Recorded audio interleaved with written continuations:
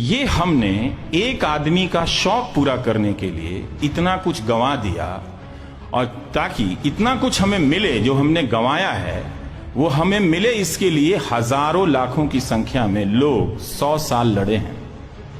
न जाने कितने फांसी पे चढ़े और कितने सेलुलर में तड़प के मर गए, और कितना भागते हुए सेलुलर की यातना से समुद्र में डूब के मर गए। जो माफी मांग के आ गए वो अलग बात है। लेकिन एक शख्स उठता है जो विकल्प बनने का प्रयास करता है और 2014 के आकाश में छा जाता है और उसे जनमत मिलता है। वो पूरा जो जनमत था एक रिबेल का जनमत था पिछले 10 साल के एस्टेब्लिशमेंट के खिलाफ, और बहुत तेजी से, जिसमें हमें पता नहीं चला कि उस रिबेल के मैंडेट को फेयर के मैंडेट में बदल दिया। पहले ही महीने से बताया जाने लगा कि आप सवाल नहीं कर सकते क्योंकि किसी का अवतार हुआ है। आप सोहर गाइए, ललना का पलना झुलाइए, आलोचना नहीं कर सकते हैं उनकी।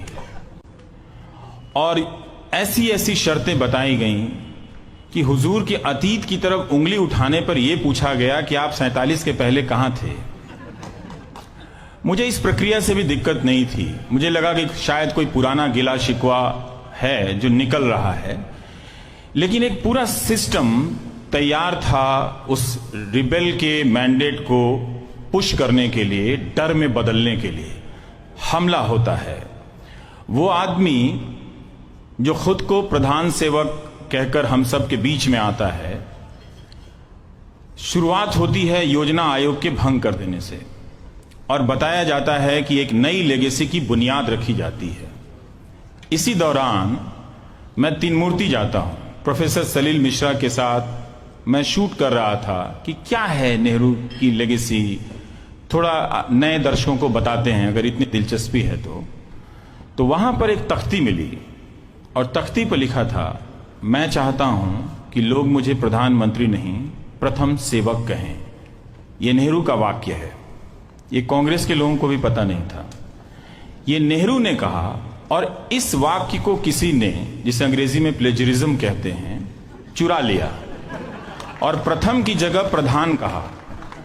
वाक्य चुराया आपने नेहरू का, और हमला कर रहे हैं नेहरू की विरासत पर। तो इस कॉन्फ्लिक्ट को देखकर मैं बड़ा बेचैन हो गया। मुझे लगा कि ये झूठ के सहारे जिसकी शुरुआत हो रही है, प्रधान सेवक कहना ही भारत के राजनीति में एक बड़े झूठ का प्रवेश था, क्योंकि वो कथन पहली बार नहीं कहा जा रहा था। वो कथन कोई कह के इस दुनिया से बहुत पहले जा चुका था। तो मैं इन चीजों को समझने लगा कि आखिर क्या वो तत्व हैं जिससे डराया जा रहा है। बोलना मना है इनके खिलाफ, इनको क्वेश्चन करना मना है। एक बात समझ में आती थी कि नए हैं तो इन्हें मौका मिलना चाहिए, लेकिन धीरे धीरे आप देखिए अपूर्वानंद जी की किस तरह से, जिस पेशे से मैं आता हूं, वो उनके आसपास उनके कदमों में झुकने लगता है, और हर तरह की एक ऑटोमेटिक भीड़ तैयार मिली जिसके बारे में हमें कोई अंदाजा नहीं था कि ऐसी भीड़ हमारे आसपास है, और लोग सेल्फ ऑटोमेटिक तरीके से ट्रिगर होकर जहां तहां अटैक करने लगे। जो मारा गया वो मर गया, लेकिन बहुत से लोग इन हमलों को झेल नहीं पाए, बर्दाश्त नहीं कर पाए। लेकिन मैं तब भी कह रहा था कि ये नॉर्मल है। लेकिन जब मैं ट्विटर पे था तो बहुत लोग ये इशारा करते थे कि आप हैं, आप इमोशनल हैं, आप रिएक्ट कर रहे हैं। मुझे उस दुनिया से संवाद करते करते मैं थक गया, अंत में ट्विटर छोड़ दिया, क्योंकि मुझे पता था कि जो आदमी झूठ के रथ पे सवार होकर आया है वो बहुत ही जल्दी हिंदुस्तान के आकाश को झूठ के धूल से भर देगा, और इतना भर देगा कि अब आप उस धूल से बचने के लिए चाहे जितना महंगा धूप चश्मा लगा लें, मेहनत बहुत करनी पड़ेगी। इतना धुंध है आपकी आंखों के सामने। और ये बात मैं किसी के विरोधी होने की वजह से नहीं कह रहा हूं। हालांकि ये बात कहने की प्रक्रिया उनका विरोधी होना ही है, तो मुझे इसमें भी कोई शर्मिंदगी नहीं है, क्योंकि जब दुनिया की सबसे बड़ी पार्टी एक पत्रकार का बहिष्कार करे, मैं 1 साल तक कुछ नहीं बोला, मैं देखा ये कितने दूर तक कर सकते हैं। मुझे लगा अच्छा 1.5 साल देख लेता हूँ, 2 साल करता हूँ। मैंने कहा ठीक है, इतिहास इसे ऐसे लिखेगा कि इन लोगों ने उस दीनदयाल उपाध्याय शोध संस्थान जिस रास्ते पे है, जिन्होंने गरीबी की सेवा की बात की थी, उसी सड़क पे उनके नाम पे गरीबी दूर करने वाली पार्टी का एक मुख्यालय बना है, 5 स्टार मुख्यालय। और प्रोसेस देखिए कहां पर पहुंचा है कि पहले सवाल करने वालों को आइसोलेट किया गया, डराया गया, और अब उस पार्टी के लिए जीने मरने वाले मधुबनी, मोतिहारी, नीमच, सीकर में जो कार्यकर्ता हैं भाजपा के, वही वंचित हैं इस सुख से कि वो दफ्तर कैसा है।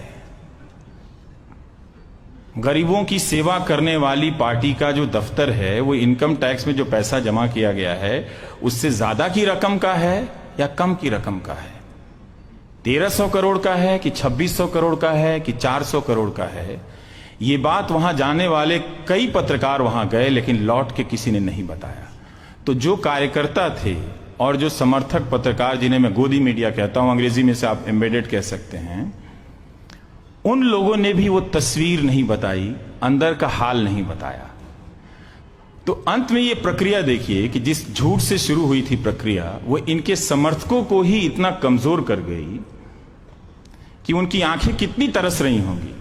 हम भी तो देखें वो दफ्तर अंदर से कैसा है, जहां अध्यक्ष जी बैठते हैं वो कैसा है। मान लीजिए स्विमिंग पूल नहीं है, लेकिन उसके बाद भी तो विलासिता हो सकती है। तो हम इस हद तक, डर की इस सीमा तक पहुंच गए हैं कि एक मुख्यालय के अंदर की स्थिति भी रिपोर्ट नहीं कर सकते।